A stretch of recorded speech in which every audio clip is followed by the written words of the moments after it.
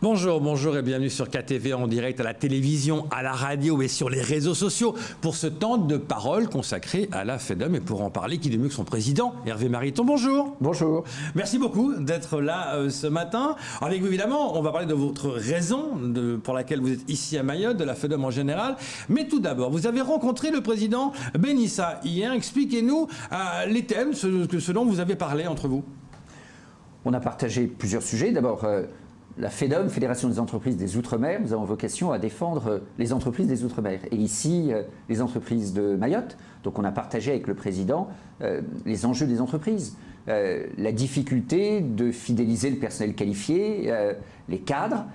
C'est un sujet qu'on a partagé avec le président du conseil départemental. C'est aussi un sujet qu'on a entendu évoqué par les milieux économiques. C'est manifestement un problème majeur. Il faut le constater et ensuite il est important que des solutions soient apportées à ça. La FEDOM, elle n'a pas les clés de ça.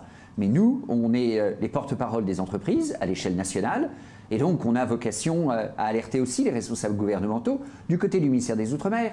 La relation, là, pour le coup, se fait assez naturellement, mais les autres ministères aussi, sur cet enjeu indispensable pour le développement économique de l'île, de ces entreprises. On a aussi parlé des enjeux d'infrastructure, naturellement, la question du port. Les sujets de transport maritime sont des sujets présents et difficiles dans tous les Outre-mer aujourd'hui, avec les difficultés d'organisation du fret aggravées par la crise Covid, la reprise qui complique plutôt les choses dans nos territoires, les coûts qui ont augmenté, les conséquences pour des activités comme celle du BTP. Voilà deux parmi les sujets que nous avons partagés avec le président du département. Quand on parle de coûts, on parle aussi de l'octroi de mer. Quid de cet octroi de mer? C'est quand même compliqué. Sur l'octroi de mer, nous avons à la FEDOM une position qui est prudente et raisonnable, qui est de dire que tant qu'on n'a pas inventé quelque chose de plus intelligent, il est important de préserver cet outil qu'est l'octroi de mer. On ne prétend pas que ce soit la vérité définitive. Et si un jour une autre solution apparaît, pourquoi pas? Mais il ne faut remplacer quelque chose que quand on est sûr d'avoir une idée alternative plus efficace, ce que personne n'a trouvé jusqu'à présent. Et vous parlez d'infrastructure, évidemment, quand on pense à ça, on pense à la piste longue. Oui. On en a besoin à Mayotte, cette piste longue. Je comprends que personne ne conteste cela. Et pour des milieux d'entreprise, c'est évidemment particulièrement perturbant de voir ce rythme long de la décision et de l'action publique. À la FEDOM, nous représentons des entreprises, nous nous adressons aussi bien sûr au pouvoir public et nous leur disons cela. La piste longue, elle est indispensable pour ce qu'elle peut porter aussi de développement économique. On a eu aussi des discussions qui font apparaître que le fret aérien, ce n'est pas l'essentiel du fret, mais ça existe le fret aérien. Le fret aérien avec la piste longue serait moins cher que le fret aérien dans les conditions actuelles. Ça, c'est une donnée économique importante. Et autour de projets de développement sur la piste longue, sur le port, il y a aussi d'autres projets de développement économique qui peuvent apparaître. Ce qui est très frappant auprès de tous nos interlocuteurs, c'est que, probablement différemment d'autres territoires parfois, les moyens financiers sont plutôt disponibles. Mais c'est les conditions de leur utilisation qui ne sont pas tout à fait au rendez-vous. Les questions de sécurité que vous évoquiez, évidemment, elles sont essentielles. Les questions de mobilisation de la main-d'œuvre nécessaire, en particulier les emplois qualifiés, les cadres. Comment est-ce qu'on fait en sorte que les personnes soient fidélisées? Comment est-ce qu'on fait en sorte que de jeunes Mahorais, j'entendais votre sujet sur les études supérieures, comment est-ce qu'on fait en sorte qu'ils rentrent à Mayotte et puissent contribuer à la structuration de l'économie mahoraise? Beaucoup de petites entreprises qui, historiquement, avaient assez peu d'encadrement, le patron s'est fait lui-même, des toutes petites entreprises. Et puis tout ça dans un territoire qui se développe, eh bien, sont des entreprises qui ont besoin de davantage de structure demain, et donc de davantage d'emplois qualifiés et de cadres, à différents niveaux. Mais aujourd'hui, c'est extrêmement difficile parce qu'il y a une concurrence, entre autres, tout le monde le sait ici, entre le privé et le public, les rémunérations du public, et comment est-ce que le privé fait pour suivre. Le problème risque de ne pas se simplifier avec la convergence. La convergence, elle est tout à fait pertinente en termes de droits sociaux. Elle est attendue, hein. Elle est attendue. Accélération du calendrier, 2031, très bien, mais elle pose un sujet s'agissant du niveau de charge sociale. que les entreprises vont avoir à payer. Oui, comment est-ce qu'on fait? Les syndicats demandent, eux, à ce que, par exemple, le chômage, tout ça, ça doit être appliqué à égal maintenant sur le territoire. Les entreprises disent, attendez, mais il faut quand même payer les charges sociales. C'est un peu ce que vous dites. C'est compliqué de prendre le bon équilibre. C'est compliqué. Il y a des outils qui existent. Par exemple, le crédit emploi compétitivité, le crédit d'impôt, pardon, compétitivité emploi, le CICE, a été maintenu à Mayotte alors qu'il a disparu ailleurs. Mais ça ne décrit pas la trajectoire d'ici 2031. Et nous, ce que nous souhaitons, c'est en particulier un point qu'on a évoqué avec le MEDEF de Mayotte, c'est que les pouvoirs publics engagent une étude rapidement pour préciser les termes économiques et sociaux de la convergence, en particulier en termes de coût de la main-d'œuvre.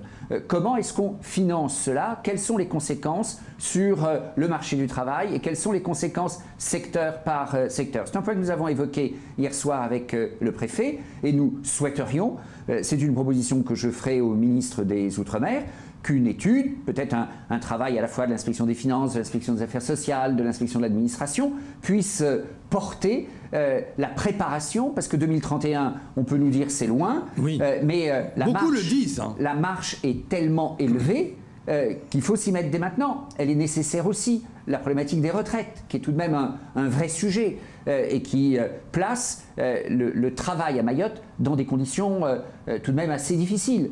Il y a un autre sujet qu'on a entendu, c'est celui de l'accompagnement des entreprises, de différentes manières.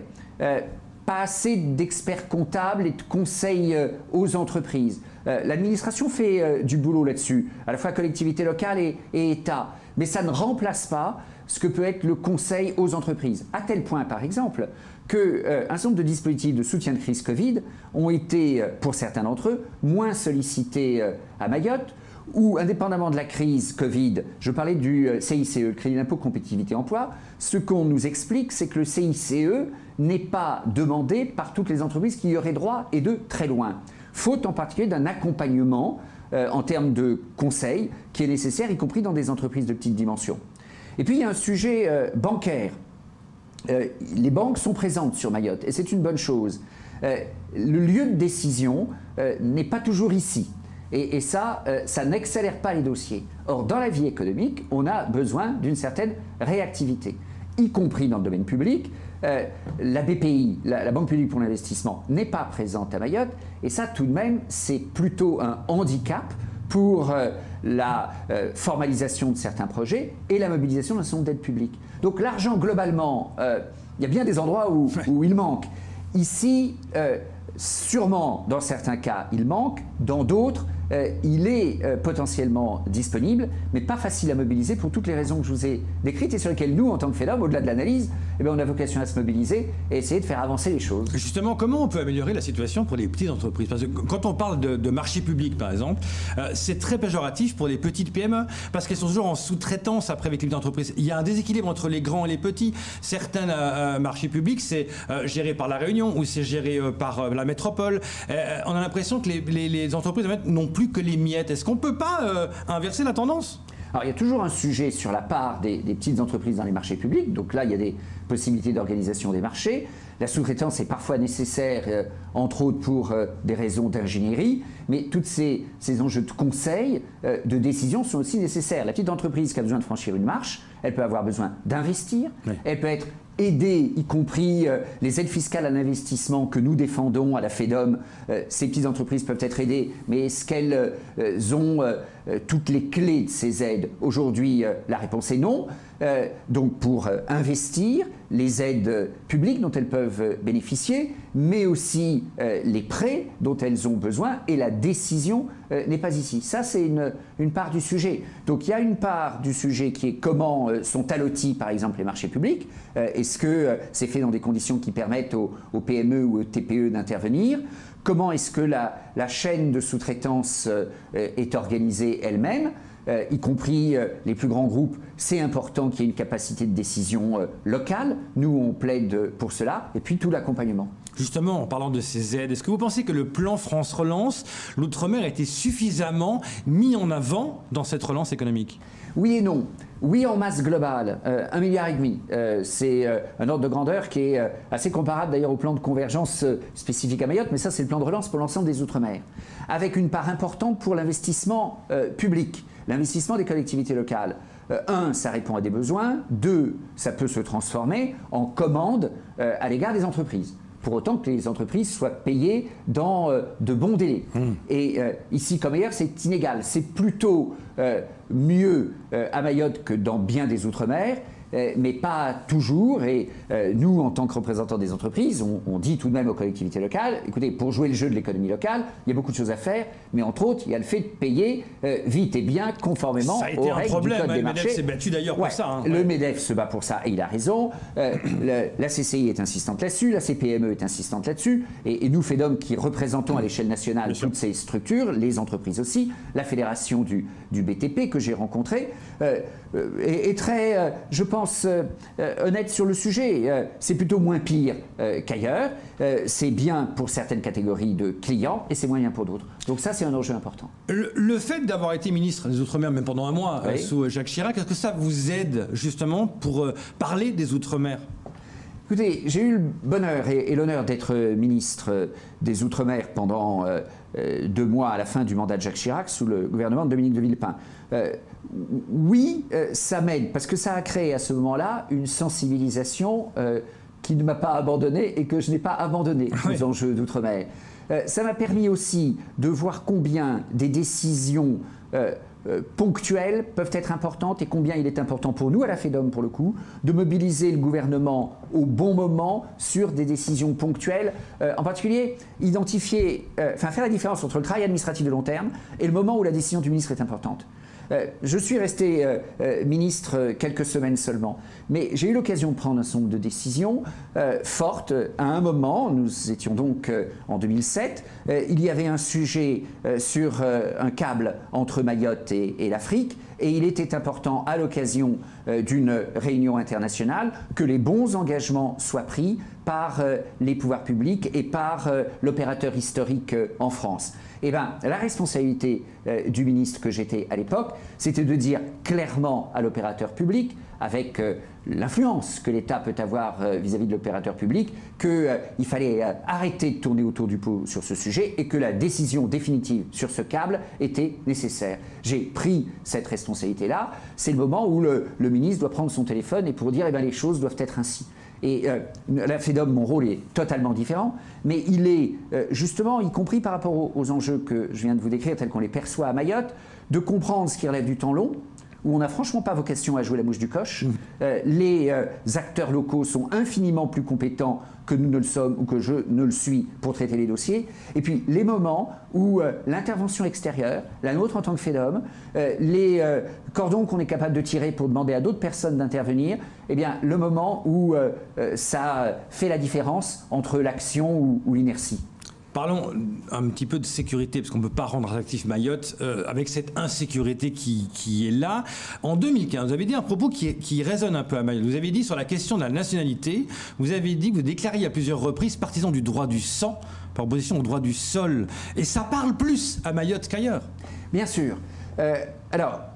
En vérité, on n'est pas un débat, c'est pas un débat 0-1, totalement d'un côté, totalement de l'autre. Et on voit bien l'évolution législative progressive depuis plusieurs années on est en train de construire. Je pense que c'est plutôt une bonne logique, mais il faut aller plus vite et plus fort. C'est mon sentiment, là, plutôt Hervé Mariton qui s'exprime à titre personnel, mais tout ça a évidemment des retombées économiques. Il faut durcir les conditions d'accès à la nationalité et on est en train de construire quelque chose qui est intermédiaire entre un droit du sol complet qui n'a jamais existé et un droit du sang complet que je n'ai jamais appelé non plus, y compris dans une expression politique quand je m'exprimais en tant que responsable politique. Donc cet entre-deux, il faut effectivement l'assurer. Sinon, on est dans un système où on a à la fois un bouillonnement économique extrêmement créatif, extrêmement positif et enthousiasmant à bien des égards, et par ailleurs des problèmes sociaux, des problèmes de sécurité qui paraissent insurmontables. Donc d'une certaine manière, vous remplissez le tonneau des Danaïdes. Et ça, c'est évidemment insupportable parce que l'énergie des gens n'est pas totalement inépuisable non plus. Moi, j'ai demandé aux responsables patronaux quelles étaient leurs priorités. Nous nous approchons de l'élection présidentielle. Oui. La FEDOM va porter des propositions aux candidats à l'élection présidentielle et on va demander leurs engagements. À tous les candidats. Tout à fait. Oui. Eh bien, les deux sujets qui sont apparus principalement de la part des responsables économiques, et donc nous avons vocation à les porter, c'est tout le chemin de la convergence. C'est un enjeu social essentiel pour la population résidente, si je l'exprime comme cela, et par ailleurs les questions de sécurité. Les responsables économiques mettent bien la sécurité parmi leurs deux premières priorités. Et qu'est-ce qui, selon vous, qu'est-ce qu'on devrait faire pour améliorer ça? Est-ce que vous avez palpé ça? Vous êtes venu il y a 6 ans, vous êtes là aujourd'hui, vous sentez les choses. Qu'est-ce qui, pour vous, devrait être prioritaire pour améliorer cela? Je n'ai pas la baguette magique, mais je pense que, d'une part, la lutte contre l'immigration illégale est de fait un enjeu important. Et il faut le vouloir et s'en donner tous les moyens. Je vais dire les choses comme je les ressens, mais quand on évoque la présence d'un certain nombre de moyens techniques sur l'île qui est au nord de Grande-Terre, je suis un peu surpris en tant que citoyen que ces moyens techniques n'aient pas été mobilisés antérieurement en termes de présence permanente. C'est juste une observation, peut-être que je ne connais pas assez le fond du dossier précisément, mais ça sonne juste un peu curieux pour moi. C'est votre constat. C'est mon constat. Le deuxième point, c'est un sujet qui est toujours évoqué, qui est celui des reconnaissances de paternité abusive, par exemple. Est-ce que la justice traite ces sujets avec l'autorité nécessaire? Alors, je comprends que va être mis en place un fichier unique d'état civil permettant de tracer les pères qui revendiquent un très grand nombre de paternités au même moment. Ça peut prêter à sourire, la réalité c'est qu'on est à quelque chose d'extrêmement grave. Qu'est-ce que vous voulez que je vous dise? Alors, si j'étais resté ministre de l'Outre-mer à l'époque, j'aurais à en rendre compte davantage. Oui. Mais les bras peuvent tomber un peu que ce genre d'outils n'ait pas été mis en place ou ne soit pas venu à la phase opérationnelle plus rapidement. Enfin, aujourd'hui, on se pose la question d'avoir un fichier unique pour évaluer la réalité des paternités. Enfin, peut-être qu'on aurait pu y penser un peu avant. Alors, je suis prêt à entendre toutes les réponses là-dessus, mais c'est tout de même un vrai sujet. Et ensuite, d'abord, je félicite les pouvoirs publics et l'administration, le gouvernement, de faire le choix de mettre ça en place aujourd'hui. C'est la responsabilité de bien des gouvernements, y compris celui auquel j'ai participé, de ne pas l'avoir fait antérieurement. Donc je dis les choses fermement, mais avec la modestie qui convient. Et ensuite, il faut que ça ait des conséquences, évidemment, dans le traitement judiciaire. L'état civil est de la responsabilité du juge judiciaire, donc il faudra que le juge judiciaire utilise cet outil. Ça, c'est jamais gagné d'avance, mais je pense que tout le monde est sensible à cela. Et je réponds volontiers à cette question sans sortir de mon champ de président de la Fédération des entreprises des Outre-mer, qui n'est pas une fonction politique, mais qui est une fonction de responsable économique, parce que ces questions, elles ont évidemment une dimension politique, mais elles sont fondamentales pour l'avenir économique de l'île. Sinon, vous avez un bouillonnement enthousiaste et des difficultés dont la montagne augmente aussi. Donc si vous avez à la fois de l'énergie, mais une montagne de plus en plus difficile à franchir, moi, je ne sais pas qui s'usera en premier.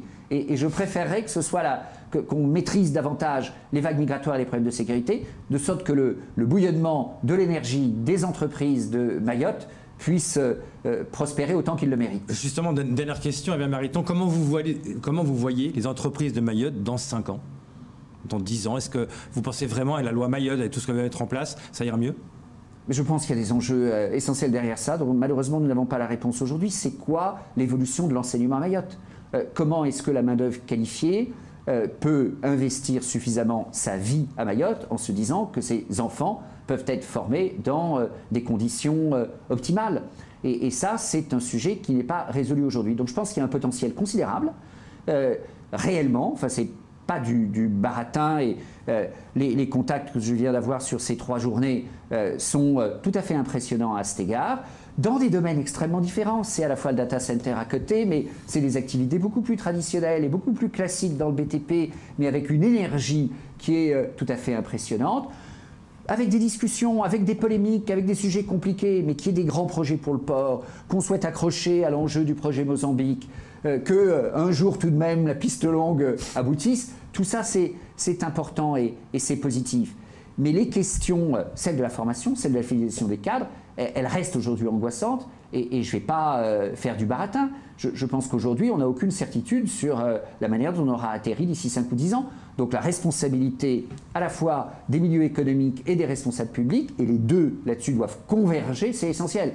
La notion de convergence, puisque Mayotte est sur un plan de convergence, il ne faut pas que ce soit uniquement par rapport à des systèmes de protection sociale ou la convergence des financements qui viennent heureusement porter un développement.